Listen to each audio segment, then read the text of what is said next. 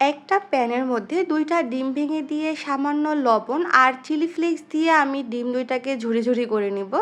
তারপর এটাকে সাইডে তুলে রাখবো। সেইম প্যানের মধ্যে আমি অল্প একটু তেল দিয়ে এতে পেঁয়াজটা দিয়ে দিব। পেঁয়াজটা নরম হয়ে আসলে আমি 1/2 চামচ আদা বাটা, রসুন বাটা আর জিরা বাটা দিয়ে দিব। তারপর আমি সব সবজিগুলো অ্যাড করব, যার জন্য 1/2 চামচ লবণ দিয়ে দিয়েছি।